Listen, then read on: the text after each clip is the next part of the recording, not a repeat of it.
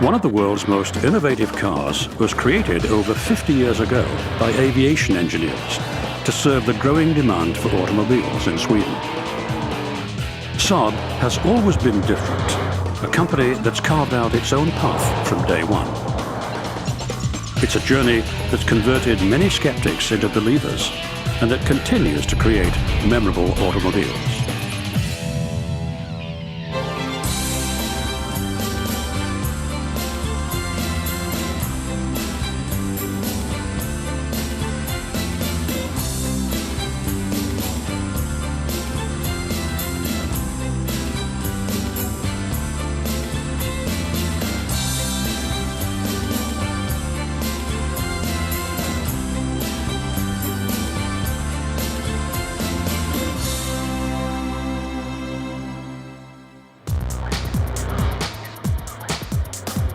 Today, Saab is one of the world's most recognized brands.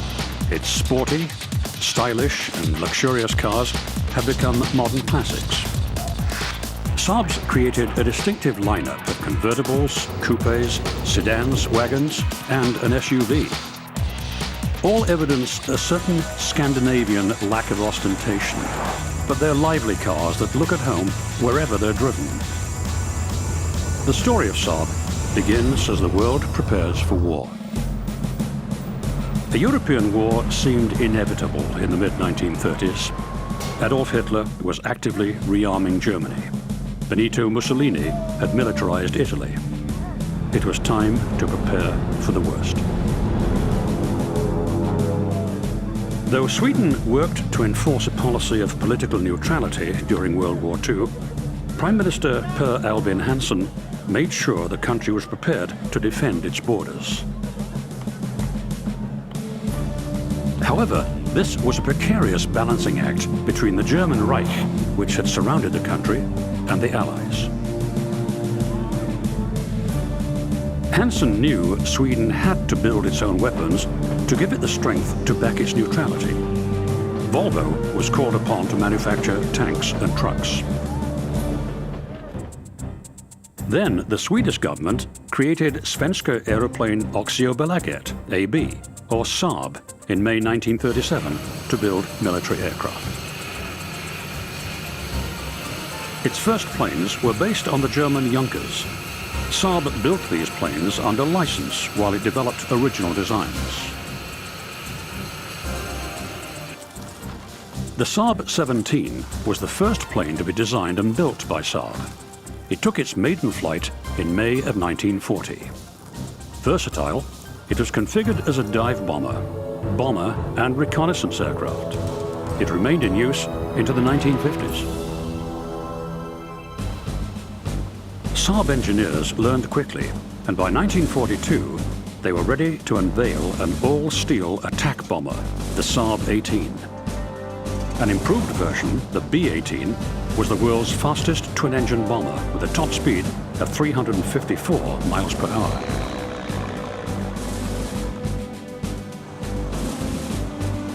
Saab aviation kept improving. By 1945, they developed a lethal single-seat attack fighter armed with cannon and machine guns. This pusher-propeller plane, with the engine in the back, proved to be the ideal airframe to use for Saab's first jet.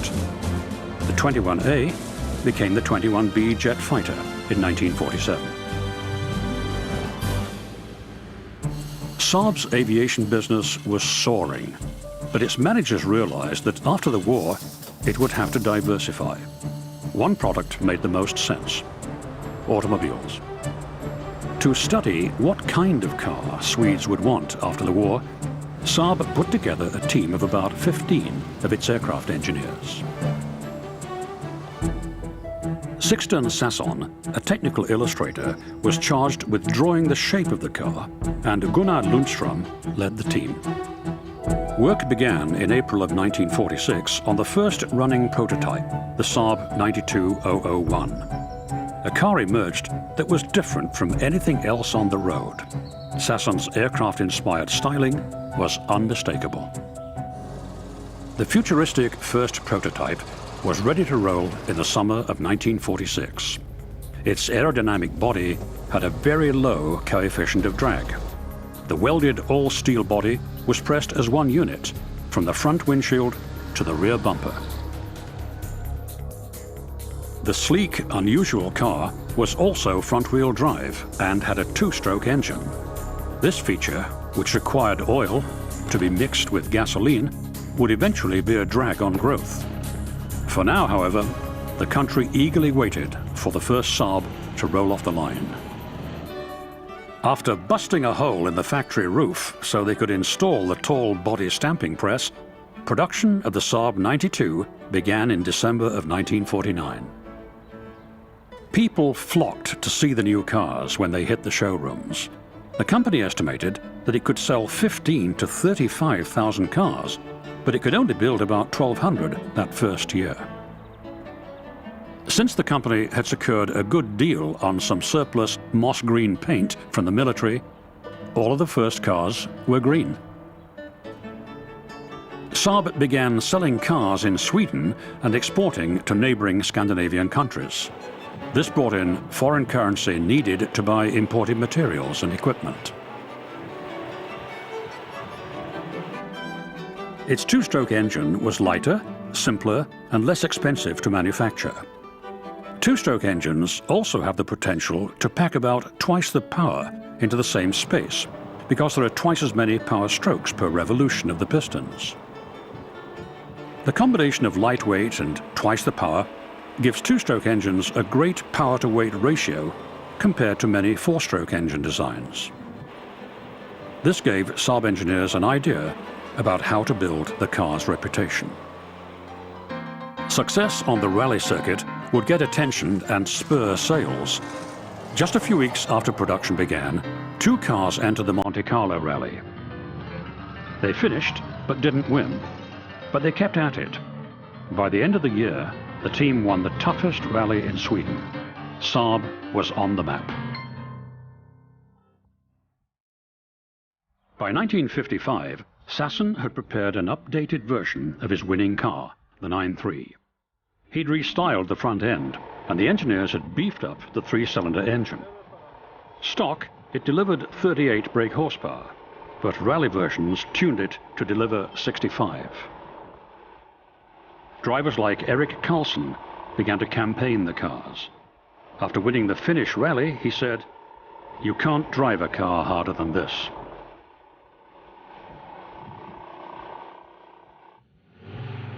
Not everyone wanted to race, but people were attracted to Saabs because they were sporty and fun.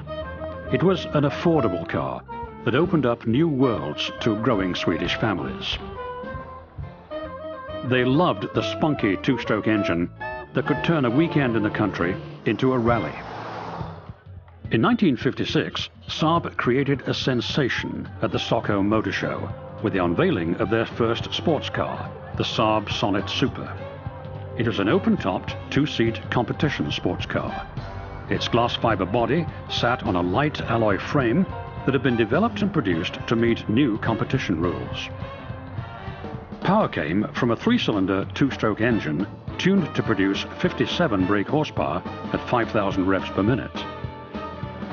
It was planned to go into production, but only 6 cars were ever made. More practical cars received the production go-ahead. Saab's first station wagon, the 9.5, was introduced in 1959. Sixten Sasson crafted a sleek vehicle with a surprising amount of interior room. It featured a fold-down, rearward-facing third seat that turned it into a 7-seater. More new models were in the pipeline. In 1960, Saab revealed the 9.6. It was a little larger and rounder. The 9.6 had flow-through ventilation and a more powerful engine. The 9.6 was the company's most successful model and was built throughout the 1960s. Production grew from 30,000 to 50,000. Ljungström pushed his engineers to find a replacement for the four-stroke engine. The two-stroke had serious limitations.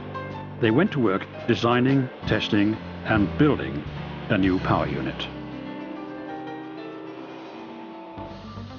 Customers were impressed with the overall engineering and build quality of the cars. They were rugged and sturdy cars that were built to last. But experience showed that the two-stroke didn't last as long as four-stroke engines. It became clear that the lack of a dedicated lubrication system meant that the parts of the two-stroke wore a lot faster. The oil made the engines smoky.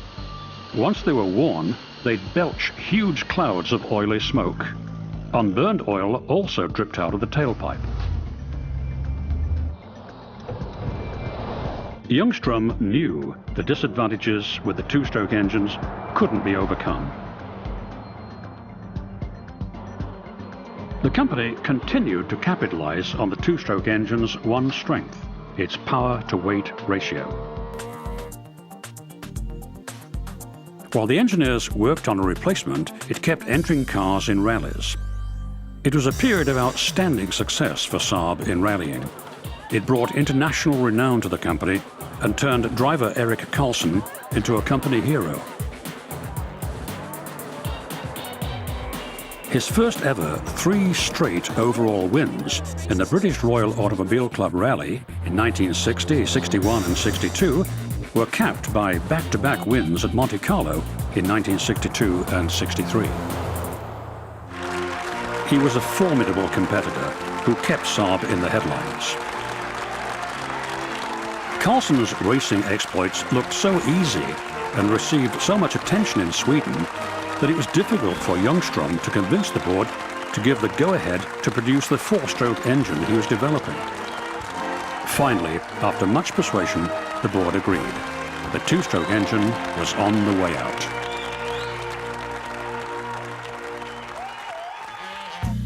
In 1966, an elated Ljungström introduced a revised Saab 9.5 and 9.6 with a V4-cylinder four-stroke engine from Ford. The new power plant was an immediate success. But the two-stroke wasn't dead just yet. That same year, when the Sonnet was reborn, it came with Saab's Monte Carlo, a 3-cylinder, two-stroke engine. It was hoped that this two-seat sports car would appeal to American buyers. But in a market where European rally success had little impact, the two-stroke engine had to go. In 1968, the V4 was added, and sales started to pick up. That same year, tragedy struck at Saab. Sixten Sasson died just as a new era was beginning for the company. The two-stroke was history, and Saab was about to launch its most successful model to date. Sweden and the rest of Western Europe was becoming increasingly prosperous. It was time to build a car for the changing times. Saab was ready to serve this more affluent market with the 99. This was a completely new car. The 9.5 and 9.6 were still being made, but the 99 was the wave of the future. Though it was a totally different car, it was unmistakably a Saab. Styling wasn't the only change. The new car came loaded with innovations. It had a larger engine, the company's first automatic transmission, headlamp washers, and deeply padded seats with built-in headrests to reduce whiplash injuries. The 99s initially came with an engine designed by Triumph of Britain. This was eventually replaced by a Swedish four-cylinder engine. As planned, this car took Saab to another level. It was continually improved. To show off its more powerful car, Saabs were once again entering into rally competition. They tried something new, turbocharging. In 1979, Stig Blomqvist won the Swedish rally in a turbocharged Saab 99. The first time that a turbocharged car had won a World Championship rally. Saab's Turbo had become a cult favorite. Launched at the 1977 Frankfurt Auto Show, it received enormous media attention. Saab wasn't the only company to introduce new technology into the rally circuit. It was soon outstripped by wealthier opponents and withdrew from racing. It concentrated efforts on improving design and manufacturing processes. It installed new computer systems and factories full of robots. The result of this investment was the Saab 900. It was an instant classic. It would be built from 1979 to 1993. It was enormously popular. Hundreds of thousands were sold around the world. The 900's popularity stemmed from its feature-laden offerings. It came with independent suspension, coil springs, and four-wheel disc brakes. It had self-repairing bumpers, heated seats, headlight cleaners, an anti-lock braking system, a revolutionary ventilation air filter that was loved by people with allergies, and of course, an optional turbo engine. The Cabriolet was an instant hit when it was introduced in 1986. More than 27,000 were sold in the first year. All in all, the 900 delivered. It was built to appeal to the near-luxury buyer, but Saab was aiming higher. It searched for a new look that would capture a buyer more interested in style. The Saab EV1 experimental prototype, developed in 1985, was a testbed for an advanced sports coupe. The car was built with new materials like carbon fiber reinforced plastics that Saab engineers wanted to try. The interior ventilation system used solar cells in the roof to keep the car cool when it was parked in sunlight. Its 285 brake horsepower 16-valve turbocharged engine gave it impressive performance. But this was just a concept. Saab needed real-world cars. It hired the legendary Italian firm of Giorgetto Giugiaro to design its first entry into the larger car market, the 9000. With the 9000, Saab engineers attempted to deliver a high standard of performance, handling, comfort, safety, and style. Its third-generation turbocharged engine gave it a top speed of 135 miles per hour and 0 to 60 in 7.8 seconds. This was a large car that moved. In 1988, Saab produced its first four-door car, the 9000 CD. This was a car designed for growing families and the executive class. These innovative new products were increasingly expensive to design, build, and market. The late 1980s launched an era of consolidations. Saab management realized the company needed help to survive. It wasn't alone. Ford had beaten out GM to buy Saab's Swedish counterpart, Volvo. GM turned its attention to Saab. The giant American corporation wanted to add a European luxury car maker to its lineup. Saab accepted its offer, and the two companies announced a joint venture in March of 1990. Saab hoped that General Motors would give it the financial, engineering, purchasing, and marketing resources necessary for growth. But some feared GM would crush Saab's uniqueness. In 1994, the automotive world anxiously awaited the first joint effort, the revamped 900. This was the first time an existing Saab model was replaced with a completely new version in the same market segment. The evolutionary design received a positive reaction from the public, who still remembered the thrill of driving the original 900, and also from those who missed it. In 1994, a revamped 900 Cabriolet was shown at the Detroit Auto Show. Like the rest of the 900 range, it was offered with a new 2-liter turbo engine. The 900 also boasted the first V6 engine ever available in a Saab. Saab's designers have been working on ideas for a new, larger model since the early 1990s. Unfortunately, this project had been repeatedly delayed and eventually scrapped. It was resurrected in February 1993. 7 designers were assembled to begin fresh on Project 640. Each would produce a scale model from which the new car would be chosen. In less than 3 years, the car went from drawing to manufacturing.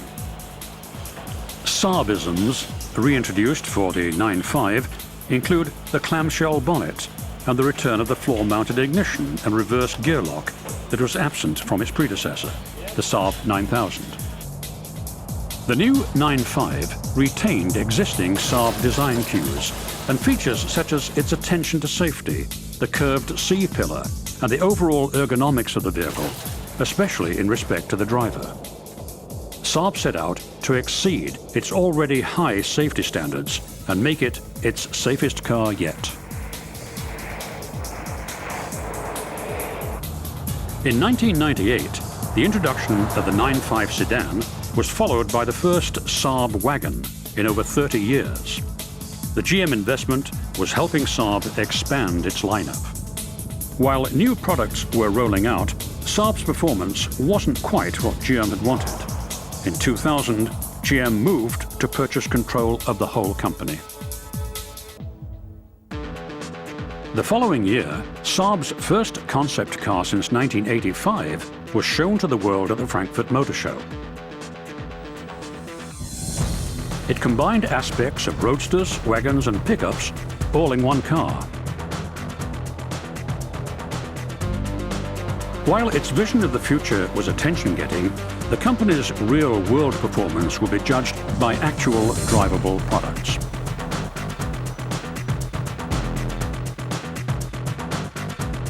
It wasn't a long wait.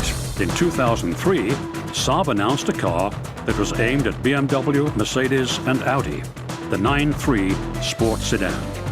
It promised a premium car that was sporty and fun to drive, that would appeal to a younger buyer, typically 35 to 45 years old.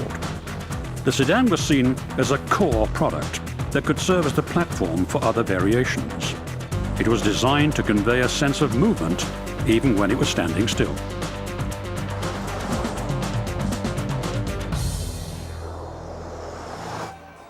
It was proof that GM wasn't standing still. This car was created with the biggest investment program in new models in Saab's history.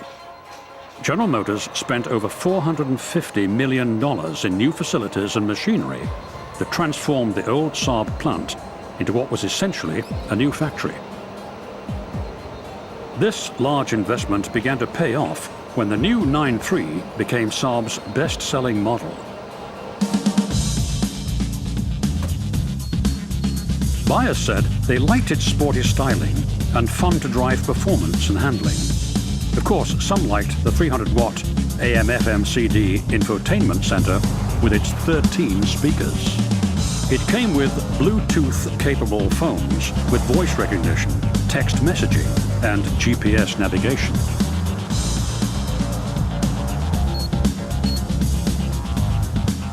But there was something missing, a cabriolet. Saab filled the gap in the range when it brought out its open-top 9.3, available in steel grey or a vivid lime yellow. This was a car in touch with its past, clearly a descendant of the 900 Turbo unveiled at the 1983 Frankfurt Motor Show. Saab is a company that nurtures its heritage. It has a history of providing driving excitement with unique vehicles created with timeless Scandinavian design, whether driven in competition or for weekend escapes. Saab's aviation genetic code has created cars that look like they want to soar.